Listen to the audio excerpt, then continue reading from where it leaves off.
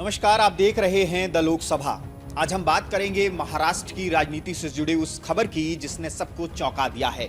खबर यह है कि राष्ट्रवादी कांग्रेस पार्टी यानी एनसीपी के दोनों गुट, एक तरफ अजीत पवार का गुट और दूसरी तरफ शरद पवार का गुट, दोनों के विलय की तैयारी लगभग पूरी हो चुकी थी। जी हां, दरअसल महाराष्ट्र के उप मुख्यमंत्री रहे अजीत पवार की असामयिक मौत के बाद राजनीतिक गलियारों में शोक की लहर है। लेकिन इसी बीच सूत्रों के हवाले से यह भी दावा सामने आया है कि अजीत पवार और शरद पवार के बीच बातचीत के बाद दोनों गुटों को एक करने पर सहमति बन गई थी। बताया जा रहा है कि बारामती विमान हादसे से कुछ दिन पहले ही अजीत पवार और शरद पवार के बीच बातचीत हुई थी।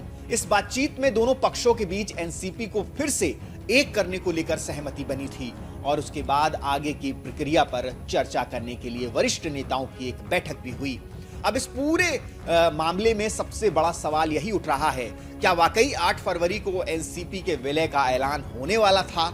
खबर के मुताबिक सूत्रों का दावा है कि जिला परिषद चुनाव के तुरंत बाद अजीत पवार और शरद पवार मिलकर विलय की घोषणा करने वाले थे और 8 फरवरी को इसके लिए तैयारी भी कर ली गई थी। लेकिन इससे पहले ही वह दुखद हादसा हो गया और अजीत पवार नहीं रहे।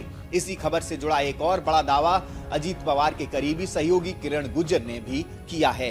किरण गुर्जर का कहना है कि अजीत पवार एनसीपी के दोनों गुटों के विलय को लेकर काफी इच्छुक थे और उनकी ये इच्छा जल्द पूरी होने वाली थी। किरण गुर्जर के मुताबिक अजीत पवार ने विमान हादसे से ठीक 5 दिन पहले उनसे इस विषय पर विस्तार से चर्चा की थी।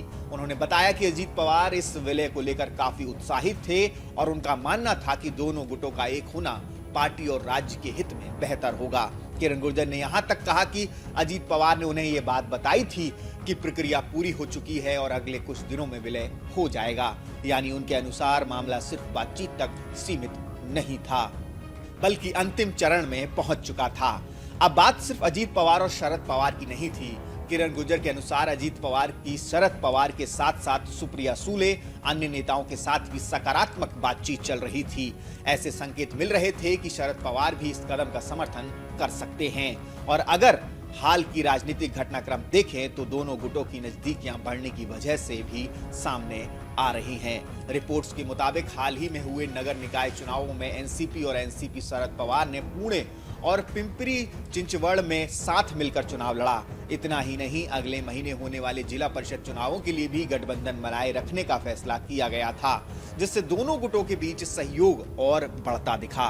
किरण गुर्जर के अनुसार अजीत पवार के पास विलय के बाद बनने वाली संयुक्त एनसीपी के लिए एक स्पष्ट रोड मैप भी था।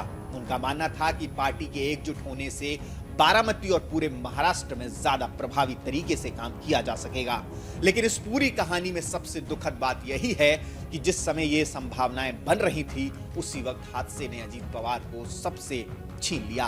किरण गुर्जर ने दुख जताते हुए कहा कि अब अजीत पवार की मृत्यु के बाद ये और भी जरूरी हो गया है कि दोनों गुट एकजुट होकर बारामती और महाराष्ट्र की बेहतरी के लिए काम करें। अब आगे सवाल यह है कि क्या अजीत पवार के जाने के बाद भी ये विलय की चर्चा आगे बढ़ेगी?